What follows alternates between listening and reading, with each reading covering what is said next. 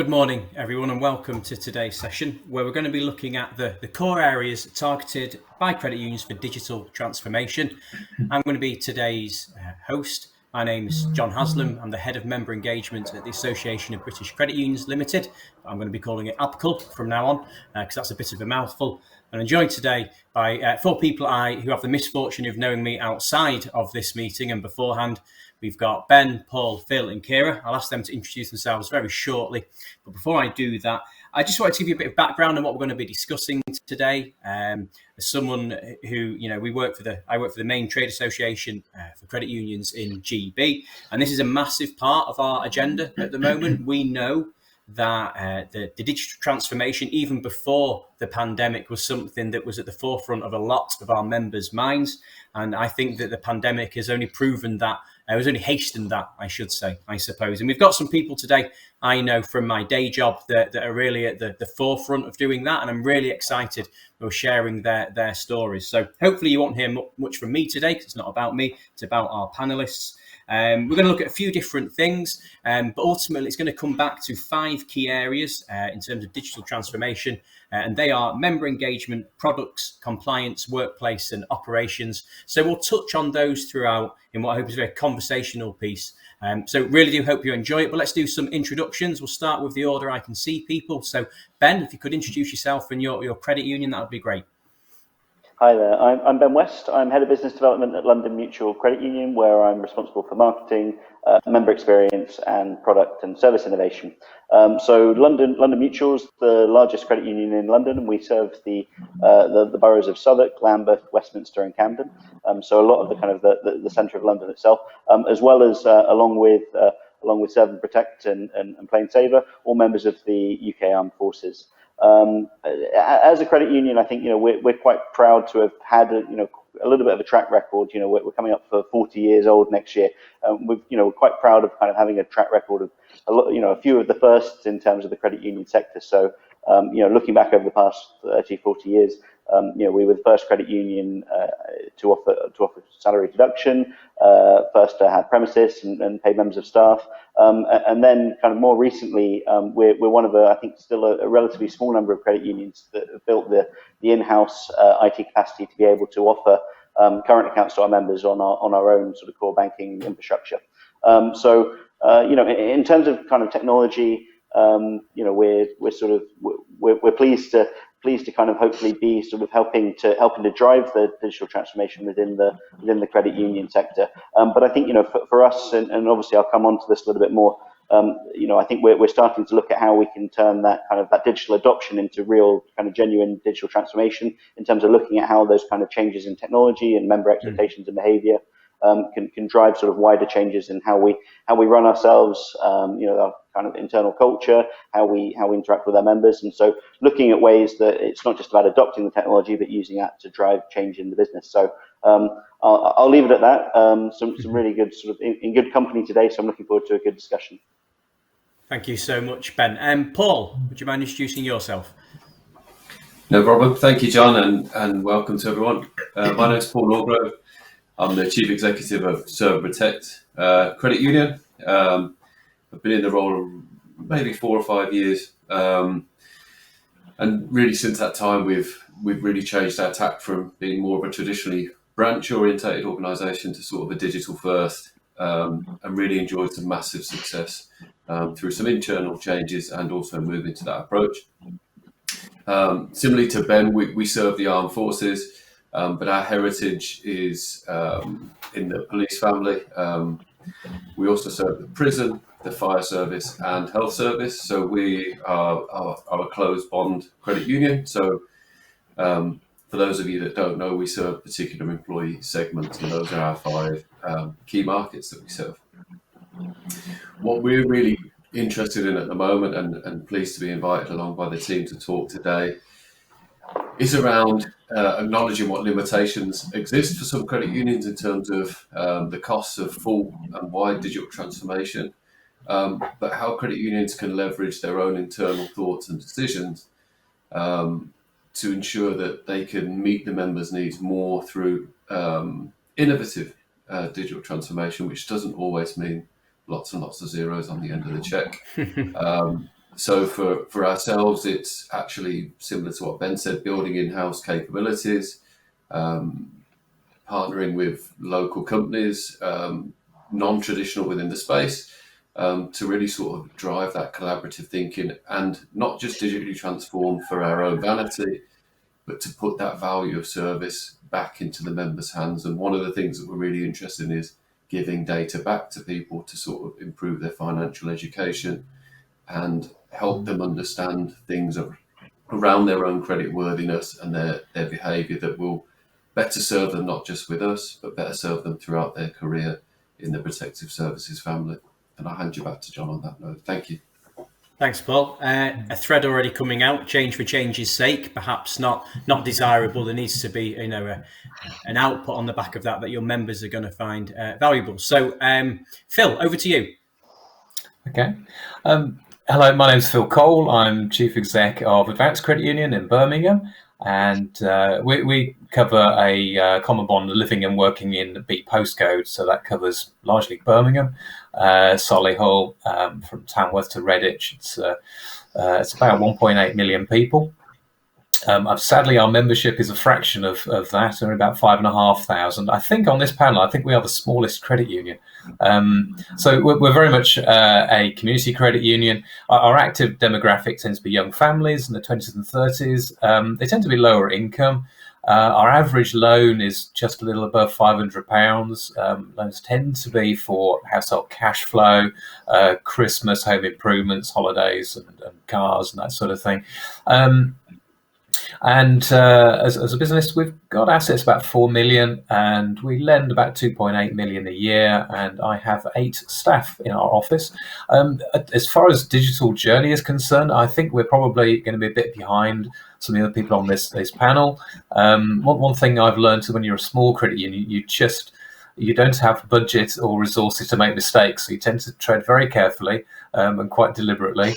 And I would still say that we're very much a digital first business, mobile first business. That's how our members tend to live. And I'm sure we'll be covering a bit more about that. So I shall hand back to John. Thanks, Phil. Thank you. Yeah, we're definitely going to come back, I think, later on to that.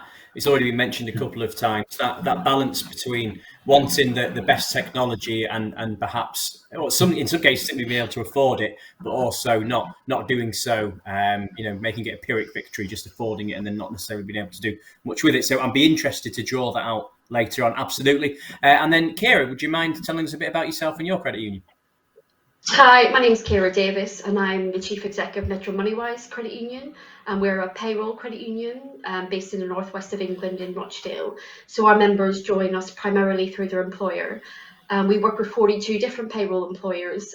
We started as Rochdale Council employees, and as the council shed services, we followed. So in housing, education, the care sector, and our biggest growth area at the minute is through the NHS. So we work with a number of NHS trusts in the northwest.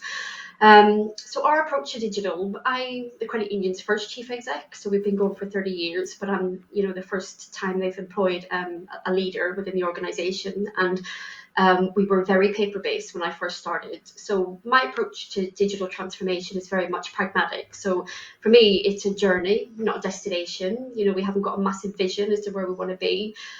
It's just about problem solving. So taking the priorities, solving those problems, and moving down the list as we go. So it's been quite a pragmatic approach, and we've not got massive budgets. So we're also a relatively small credit union. We've got 6,500 members. £5 million loan book, and there's 8 of us as well, so small in terms of credit union staffing infrastructure, but we've been able to take advantage of off-the-shelf, cost-effective, easy to implement technology that's really transformed the way we do business. So I'm looking forward to today's discussion. Thanks, Kira. Thank you. So, yeah, I think we've highlighted there that we've got a really diverse range of people in the session and credit unions, and I'm really glad about that. I think, though, that we're going to draw out some common threads, and I hope you in the audience can learn. There's something that you're going to find applicable to your businesses as well. So let's start the discussion. I want to start on member expectations. I think that's think it's the really obvious place to start. I'm going to draw out here, but there's some things I want us to discuss. So we're going to look at member expectations and particularly the impact of the pandemic upon what your members expect of you as organisations. I'd be interested to know how quickly they changed. Was it a sudden change, or do you think this was something which is accelerated, something that was already taking place? I'd love to know how they've changed. How prepared were you for these changes? So I think that's a really interesting question. I have an anecdote there that I'll hopefully bring up. And then another one for me, and I think moving forward, I think we're all going to agree. I hope I'm not kind of like spoiling the script here, that people's expectations have changed as a result of the pandemic. But how do you measure those expectations? And, has that changed? Because, okay, this pandemic is a once in a generation occurrence, but has it taught you anything about perhaps being able to pivot very quickly to understand your member expectations as they change? So those are things we're looking at. Let's start, though, with how quickly you experienced that change. And we'll go in reverse order, if that's okay. So we'll start with Kira on that one, and perhaps we can then kind of come in there as we open up the conversation. But Kira, how quickly did you find the change in expectations? In terms of just operationally, we were in a shared office space, so we had less than 24 hours notice that the building was going to close. So we had to pivot really quickly. And I think, a lot of the credit unions I've spoken to about how they've been able to adapt to the change of the pandemic I think we should be really proud of ourselves as a sector, because so many credit unions have been able to change and flex their business models really quickly. And yes, technology played a massive part in that, and already a lot of credit unions were moving towards more digital channels for their members. But I think it's also one of our strengths in our business model is that we are smaller. We're smaller organisations. We've got less complex operational structures, and our members were telling us all the way through the pandemic that we're one of the organisations that have remained easy to do business with. They can get through on the phone in the way they normally would have. We've had our doors open from, well, not literally the doors, but we've been open for business from day one, and I think that's our strength. Technology is really, really key, but we're able to pivot and respond in a way that much larger institutions aren't. We have less complex governance structures, so we were able to change our lending policy as a result of demands that were coming in almost in real time from our members. So I think that's something we should be proud of as a credit union sector, that we have been able to move quite quickly and keep our services available to members during quite a difficult time. And John, you mentioned about the pandemic being a once in a generation event. But there's some commentators saying that, we should become more used to these Black Swan events. We could be entering a decade of exponential change, and the organisations that will survive and thrive will be those organisations that can pivot really quickly. And, we've seen some of the larger institutions haven't been able to do that. It's not so easy to kind of shift an entire call centre to working from home, and that's resulted in poor customer service. Whereas with credit unions, we have been able to respond much more quickly to that, and I think that's something we should be very proud of and kind of look as a strength going forward into the future, where those kind of flexibility and ability to adapt quickly will be a key strength for us. In terms of our members' expectations, I think what we found is they just expected us not to be open. So that was a real challenge at the beginning in terms of getting the message out that we are open. We're available. We're not like a lot of organisations where you get stuck in a massive queue to get through on the phone. We're here. And again, a lot of the sectors experience more people consolidating, so more savings coming in, less people borrowing, people paying off debts, that kind of thing. We've lost more members than we would have traditionally, with people just consolidating their finances. So for me, the reflection on the pandemic is how well we've been able to respond quickly to our members' needs, and we should continue that in the future. No, absolutely. I think that's a really good point, and I suppose that the final point I made, and then you said, the pandemic might be a once in a generation event, but I'd agree, and I think it's really good that you've highlighted that, because I'd agree that we probably do have change coming around the corner. It might be a different change each time, but absolutely, I think it's great that you've realised that. I'm going to jump to Paul, if that's okay, as the largest credit union on the call. So, were you able to pivot in the same way? I know different businesses, of course, it can't be a direct comparison, but did you have any particular challenges with the speed at which change was expected? Not so much from, thanks, I mean, not so much from a member perspective. I think we did, they just expected continuity and we were able to provide that. I think the challenge for us was probably like most organisations out there, predominantly in financial services, the pivot to home working came with the challenge of what controls are in place, how easily can we do it. Now, we were really fortunate that our team responded extremely well, and I think on the 16th of March 2020 we were almost fully remote, no issues with the technology. We'd done a lot of groundwork for BCP perspective in terms of the classic scenarios were sort of cyber attack or loss of office space, so sort of a combination of the two, and we could mash it together and make it happen. But I think what we didn't really see a change in expectation. It kind of reaffirmed that we were on the right track, that our members want it and want it now. I think what it did was create a change in member behaviour in the sense of, because some of our membership had more free time, like we all did.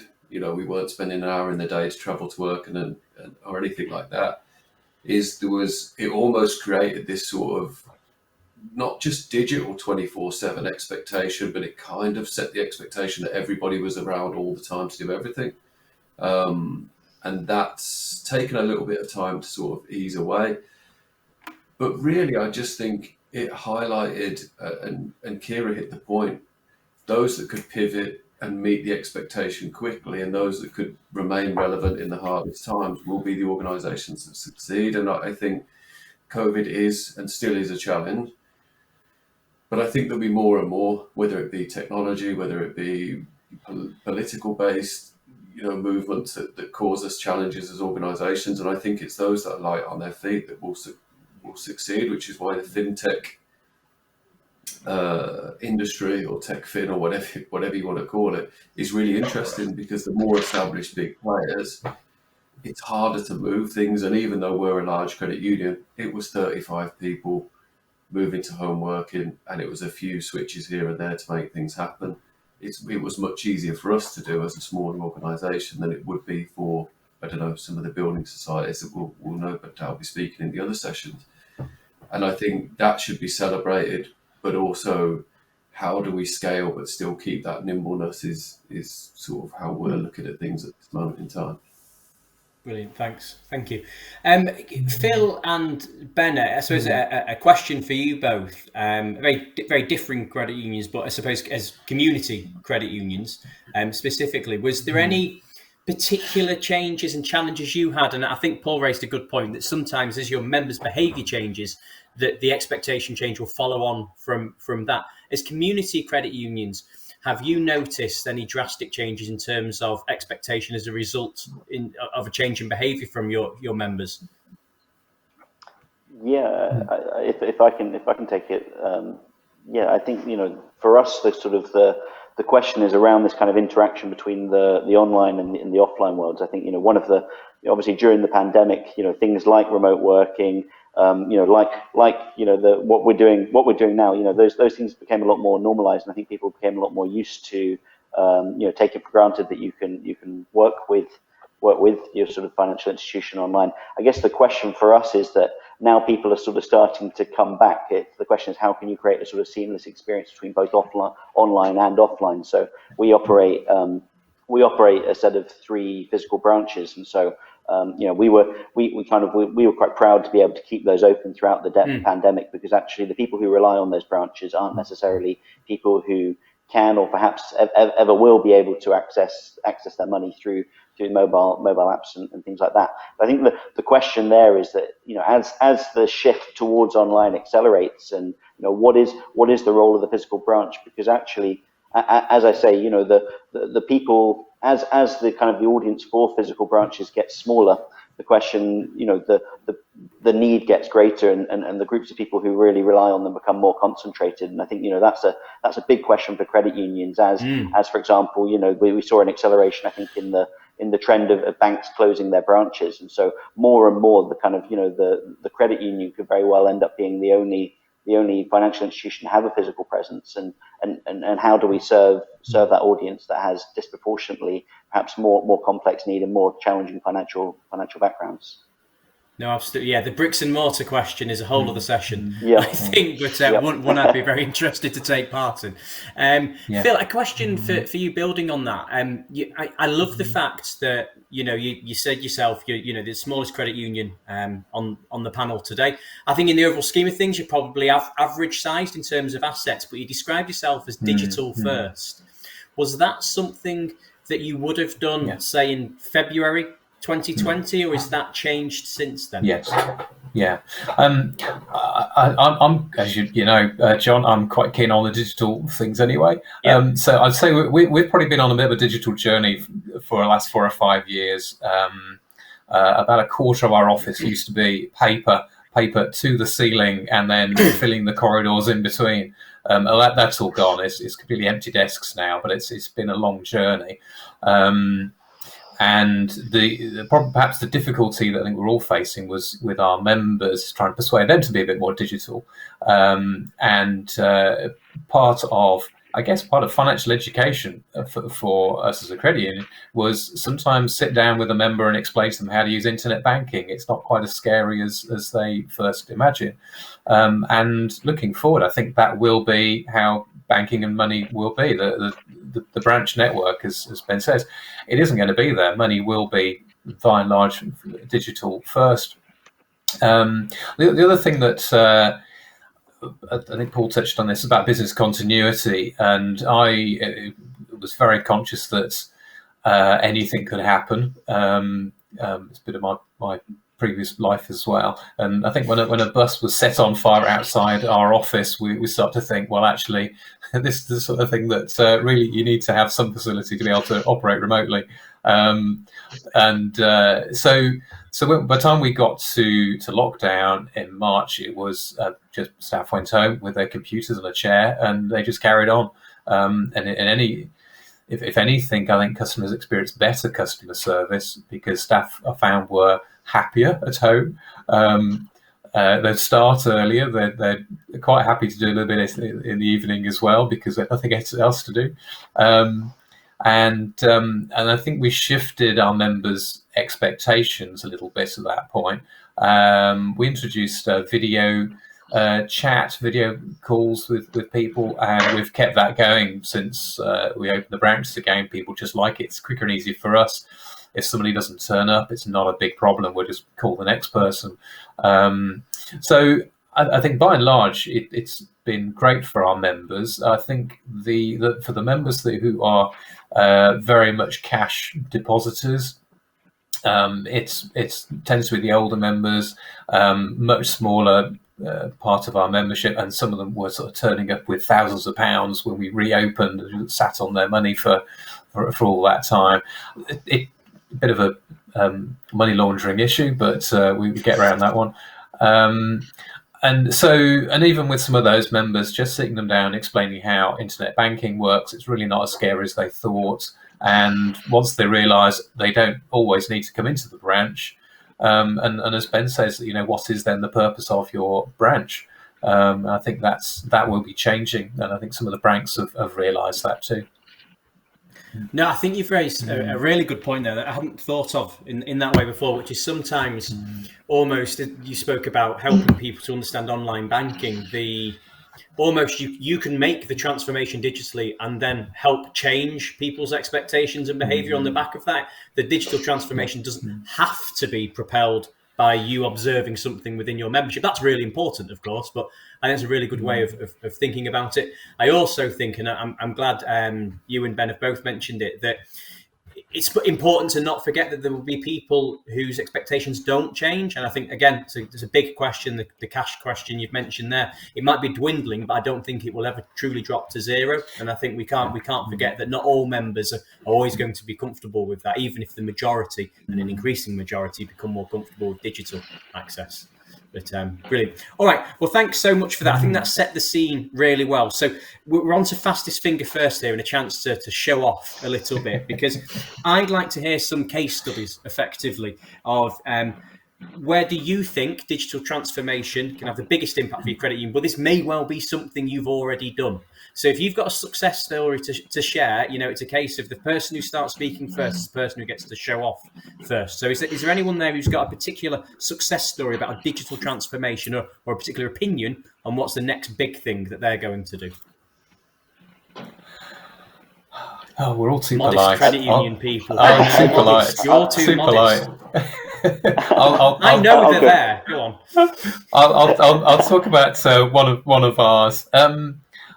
When we sent all the staff home, we were using Microsoft Remote Desktop with the intention of shifting that towards using Citrix, which we've done over the last couple of months, and I'd say that's been quite transformational for us. It's meant that our core system essentially is off-site, accessible from anywhere. So we're about to open a second branch as well. So that's eliminated a whole load of problems. It doesn't really matter where staff are, whether it's home or either of the offices. They can still connect, and it's actually more secure for us. So that's the one thing I think I'd put forward as our success story.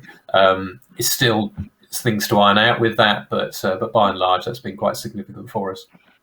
It's interesting. Digital transformation, I think a lot of us would automatically go for the members, but the staff as well. They can benefit from it in just the same way. And, as Ben mentioned, a couple of years ago, this would be highly unusual for me, having meetings and such like this. But now it's the norm, and it's really convenient. So, yeah, absolutely, I can understand that. I think, Ben, were you going to come in there? Sorry, I heard another voice just before Phil started. I was just going to say that I think, in terms of what the biggest impact for credit unions is around digitalization, I think, we shouldn't stop seeing customer service and that the interpersonal relationships that we have with our members. We shouldn't see, digital as a means of replacing that or changing that. As credit unions, that ought to be our core strength. And I think that's going to be what sets us apart from perhaps some of our more kind of technology and digitally led competitors into the future. And I think, the question for credit unions ought to be how you can kind of have more, how you can scale up that and have more of those personal relationships and those personal conversations with members one-to-one, but how you use technology to scale that up and to enable that. And I think, an example of that from our perspective is that we're in the middle of a kind of a process, kind of a multi-year process to basically move all of our kind of interactions with our members onto a help desk system called Zendesk. And where we're going with that journey is that basically, members will be able to contact us by whichever channel suits them. So that might be by phone, by email, through social media, text message, potentially in WhatsApp in the future, and having all of that going into one place where we can provide a kind of consistent joined up experience for the member, whichever channel they want to use to contact us. And I think we certainly see that as a way of future proofing ourselves and so helping to sort of solve this question versus online or offline, because it means that they'll be able to walk into a branch and we'll be able to bring up a whole kind of record of all their past interactions with us. So I think the main message from me, I guess, is that I think we need to be really careful as credit unions automating away. People don't come to a credit union because they want to speak to a robot, and there will always be people that can offer that better than we can. So I think actually using digital to enhance rather than to replace that interpersonal contact and that face-to-face service and some of those relationships, I think is really important from our perspective. So a beautiful segue, thank you, because since when I'm in a credit union, eventually the Little Britain reference and the computer not saying yes, I'm not going to quite go for the full thing, will come up. So I think that Ben raises a really good point there, that if you go too digital, if such a thing is possible, you can remove that kind of personal touch. So Kira and Paul, how have you guys maintained that? Have you found it a challenge, or have you found it actually much easier than perhaps you expected? No, I think initially because we introduced an app a couple of years ago, and we did have this conversation, well, because we're member first, not digital first, so we will put our members' needs and that relationship at the heart of kind of any plans that we take forward. But you can still have a relationship via, online messaging systems. It's just a different way of communicating. And so we were concerned that we'd remove some of that, but actually we still talk a lot to our members. The technology is facilitated. It's basically streamlined processes that were bad for the member. Really, it was clunky, it was unprofessional, and took a long time. So for us, the priority for me was certainly around improving the lending process, because that's what we do as credit unions. Yeah. And when I first started at Metro Moneywise, we were paper-based, people would be posted in bank statements, having to come into the office to sign loan agreement, and it would take like over a week to process a loan. So that wasn't a great member experience, but they still came back because of those relationships. That was what's kind of held together for the credit union for a long time. So introducing a digital option completely improved that for members and allowed us more time to have the conversations. And we were able to kind of increase our loan book by 20% in those 2 years, but not staffing, but still maintain a very personal one-to-one, loads of telephone conversations type process. And I know lots of credit unions looked at the solution that we adopted, which was off the shelf, really cost effective, and we implemented it within a few days. It was amazing, but a lot of credit unions discounted it because it wasn't integrated, it wasn't end-to-end, it didn't do everything. But for us, it fixed a problem, and it fixed it well, and it was really popular with members and with staff. So I think that was a really key learning for us. So it's not about thinking about your digital vision and strategy and where you want to be. It's about let's fix problems for members and keep that a kind of the focus. And it made it just so much easier for members, and the feedback was amazing. So that was really key for us. And I think the next step in our journey is to kind of look at what's the next big problem.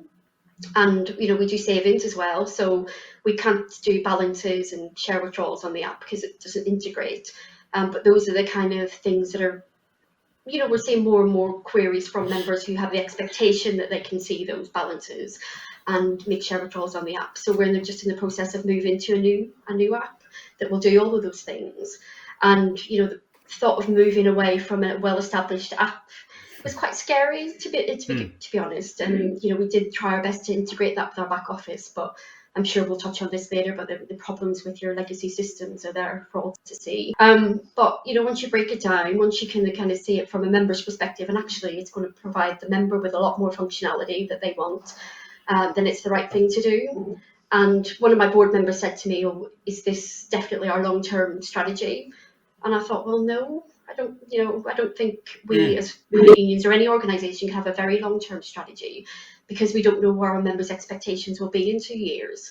So we've got to be able to kind of just take advantage and be opportunistic when it comes to technology, rather than being wedded to a very long-term, end-to-end, huge project that can often fail. So that's just my learning. We've got to be very agile in terms of our tech development, and in terms of what members' needs are and what problems we need to solve for them. Thanks, Kira. Paul, I want to just go into one of Kira's point there, and the anecdote I mentioned before was about, do you think mindset sometimes can be the obstacle? So, for example, at Abco we have a shared vision for the sector, and part of that was to be fully digital by 2025, let's say. And I remember one of our members at the start of the pandemic saying, when I read that, I thought it was ambitious, but I've managed to do it in 2 weeks because I had no option but to. Do you think that, I used to call it mind talk, kind of sounds slightly jargony, but do you think that can hold organisations back rather than perhaps the actual product itself? Yeah, I mean, that's a really good point, John, and I think I'll come at it from two sides, because Ben mentioned something that we're sort of into as well, and it might be generated by scale in terms of having that longer term vision of like incremental problem solving, similar to what Kira said. So we did a full RFI last year to look at our whole technology stack, and then 3 months went by and we looked at some great technology companies and different solutions, and we went, actually, we've kind of lost sight of why we were doing this. What do we want to do? Which was a better onboarding experience and a better lending experience. The rest can then follow. Once we lend well, we make money, we can invest in other things. But we kind of went down that dark path, and then we went, actually, let's pause. Let's go on a multi-year plan and decide this is our priority this year, this is our priority next year, and then slowly walk to the point where we can go, even if technology's changed, our members' expectations have changed during that time, we're revisiting it so regularly, we can say, is that still the priority? But sort of to the point on the sort of computer says yes and computer says no, I think Kira's point there as well was really interesting around, we've enjoyed a similar growth strategy with a similar headcount, where we've, our loan portfolio is probably, about £25 million more than it was 2 or 3 years ago, but with the same headcount. But we adopted things like open banking, so we could trust what the member was saying, and we weren't using it as a credit decision in tool as such, but we were using to validate quicker, so we could go, actually, this is correct. We don't need to ask for X, Y, and Z, so we can trust our members more. But then you sort of build off it and you learn over that time. So we've now learned, well, we can probably trust our members more and more. Open banking could be used as a sole validation point if we wanted to. It could be the sole affordability measure if we wanted to on small loans. So it starts evolving your own internal thinking, and as a result, you just kind of scale up as a business. Then you start thinking about, could we use open banking beyond credit decision to give members information back about their own behaviour?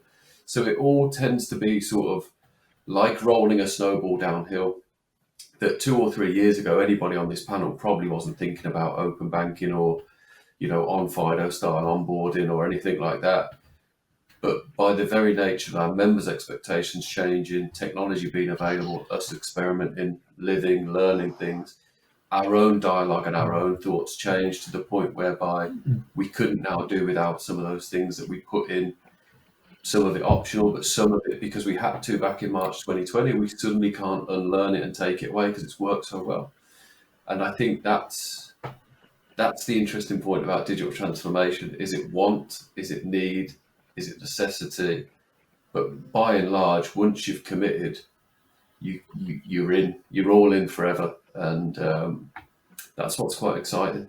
That the industry and the landscape looks completely different than it did 2 or 3 years ago, which is brought out the best in us, I think, regardless of scale, size, and resource. No, absolutely. Thanks so much for that. So another good link there, because we started to speak about almost giving things and value back to members. So going to move on to that, but we are going to be on hand in the chat. So if you've got any questions, folks, please do put them in the chat, and we'll come to those when we've finished the discussion. So, right, question for you all. But then I'm going to come to Kira, because I know there's a particular story and project that Metro Moneywise did that I really want Kira to share. But the question I've got for you here is, what comes first, I should say, what comes first to you as a credit union, as an individual, member satisfaction or balancing the finances? Because clearly those two things can work against one another sometimes. So I'd be interested to know your thoughts on that. But before we do that, and Kira, by all means, put your answer into into this as well. But I'd be really interested to hear about this member survey. I know you did earlier this year that I was really intrigued about when I first heard, in terms of how you engaged with your membership. Okay, thanks, John. So we did a member survey this year, mainly driven by wanting to understand our members' circumstances and needs post-pandemic. We got a 25% response rate, which even we were completely blown away by. We didn't expect that at all. So we use technology to do that. So we use the app that we've got, where you can develop your own form. And we just sent it out through the app, and the responses just flew in. It was brilliant. We did it by making it really short, so it was 3 minutes to complete, and we offered an incentive of £100 to fill in. Because our app was mainly used to drive our loan business, we were then able to use SurveyMonkey to then just target those savers. So, and again, we didn't expect the response rate to be as good, but it was. We've got more responses in that way. So we did not just had data from our whole membership, but we were able to segment it into borrowers and savers, because they are different customer types. And that was really interesting because there were differences in terms of the responses. If you just looked at your overall membership, it doesn't quite drill into that level of detail. So some of the key things for us was, our members are payroll, largely local authority, NHS, so pretty stable employment. And so our statistics were different to the national averages that were being quoted in terms of how affected financially our members were. So we had much, much more members that just saw no change in their financial circumstances. And then about 18% that were better off and 18% that were worse off. But when you drill down into that, our borrowers were twice as likely to be worse off due to the pandemic as our savers. And, that makes sense. But what it reconfirmed for us was that our approach to not closing the doors, not pulling the drawbridge up. We did not want to be one of those organisations that retreated in COVID. We wanted to be there for our members. We wanted to continue to be easy to do business with and to be there to lend and support in their times of need. So that kind of reinforced that strategy for us. But one of the things we really wanted to understand was why did our members not come to us for their borrowing needs? And we assumed it would be around convenience, possibly costs, the fact that we make decisions based on individual circumstances. So we're asking for too much information at some point. And the findings were really enlightening in that the top answer was that people didn't have credit elsewhere. So probably a lot of savers responding to that. But the next biggest reason was that they just didn't think of the credit union. So, they just genuinely, these are our members we're talking about, and they just did not see the credit union as their primary source of borrowing. So for us, that's a massive challenge. The issues of convenience and, asking for too much information, they were minimal in terms of response rate. So that was, I think that was probably the impact of the app, because our lending has, sped up a lot in the last few years. But that awareness of the credit union and putting us front and centre of people's minds when they're making lending decisions is something that we really need to focus on. I think one of the things we also did was that we surveyed some of our younger members. So we struggle with recruiting younger members. Our typical new member is about 41, largely middle-aged women, which are good borrowers, so it's not a bad demographic to serve, but we were really struggling to kind of recruit younger members. So we did survey specifically with them as well, and one of the things that we found is that it's word of mouth more than, kind of other kinds of marketing, which got them into the credit union. Which is something we felt we needed to build on. And those members, younger members, they were hungry for financial education. They really wanted it, much more than the wider member survey. Helping to improve financial circumstances quite low on the list of priorities of what they wanted from us. But from that younger demographic, there was that real hunger, and Paul's touched on this around, using people's data to kind of help improve their circumstances, and our younger members were really up for that, overwhelmingly so. They were happy for us to use their data to provide financial information to them. We're not there yet. We'd love the technology to be available to do that, provide some sort of financial Fitbit, but certainly in terms of our younger members' expectations, and as you would expect from the younger demographic, they were much more digital first. But actually, about 40% said that they don't mind speaking to us on the phone, but their preference is digital. So, there's a bit of, yes, we want digital, but okay, we're happy to speak to people, which was surprising as well. So I think there was just a lot of insight there. And in terms of, what products and services they wanted from us, they were quite happy just to get loans and get good products and services. There was, not a massive demand for kind of alternative things. I think they would like it, but it wasn't, sort of front and centre of what they wanted. So it was quite interesting from our perspective. Thank you so much for that.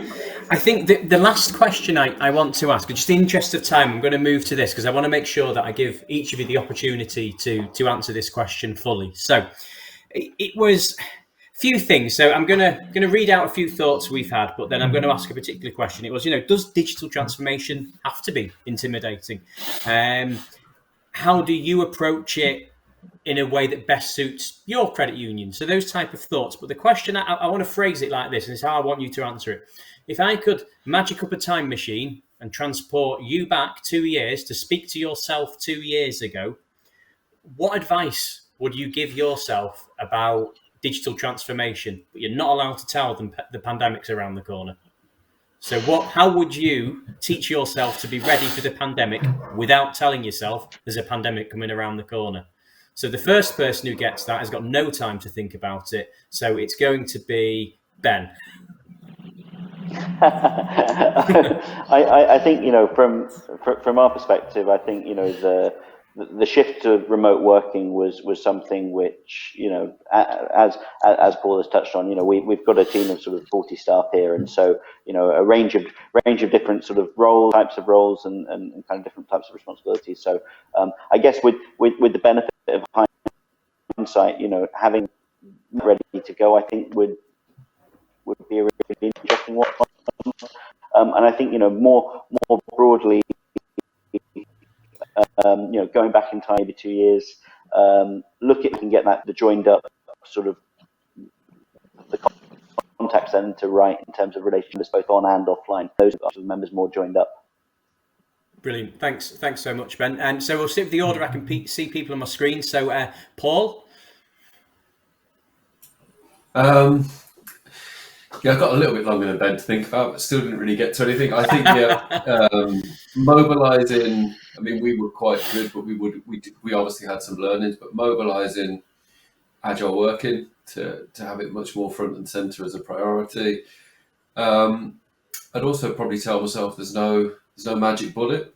Digital transformation is problem solving, but you've got to commit to it. You've got to believe it. And yeah, probably would have pivoted to focusing on onboarding well and lending as the two priorities much quicker, rather than potentially a little bit of vanity in and around transactions and straight through processing when ultimately those can come when you can scale. And the easiest way to scale is the more members you pour in the funnel, the better service you provide, the more longevity you have with them, and you can make more and more surplus to reinvest back in the business. And that probably touches on some of the previous points as well, that you have to do both in terms of member and bottom line, always. Absolutely. Thank you so much. Yeah, it's a self-fulfilling prophecy, isn't it? That you treat the members you've got well and give them what they want, and it enables you to do more things for people who aren't yet members. So thank you so much. So Phil. Yeah. I think there's two things. I think the first thing I'd say is get back to the basics. As a credit union, focus on what your purpose is, serving the members, and then find the technology that delivers on that. The other thing I'd say from the members, and we at the time we were sort of pushing members to digital, into internet banking, and I think on reflection we probably should have been a bit more firm on that, because I think it would have helped them when the pandemic came along, because that is how banking now is. And I think it would have enabled them and prepared them a little bit more for the digital world in that sense. No, thank you very much. So, Kira, final word to you. What would you have told yourself 2 years ago? Invest in laptops for all of the team, because we got into like a Hunger Games situation where we were trying to desperately source laptops at one point. The price was just escalating. So that would be something. But I think just from our members, so it's just trust. It's been brought before. We should trust our members more. We did a lot of payment breaks that we were really nervous about, but actually, most of those members have come back on board and have been really open and honest with us. So. Just kind of trust your members and trust your staff as well. Our staff have responded tremendously to lockdown and to working remotely, and they've done us really proud. So, there's a lot to take away from it, really. Thank you. Brilliant. Thanks. So, right, everyone, I hope you've enjoyed that discussion. I really did, and thank you so much to our panellists for taking part today. As I've mentioned already, I hope there's lots of questions in the chat we can move over to now. So we'll move on to those. Really hope you enjoy the rest of the conference, and thanks again to our panellists. Thanks, everyone. Bye. Thank you. Thank you. Thanks.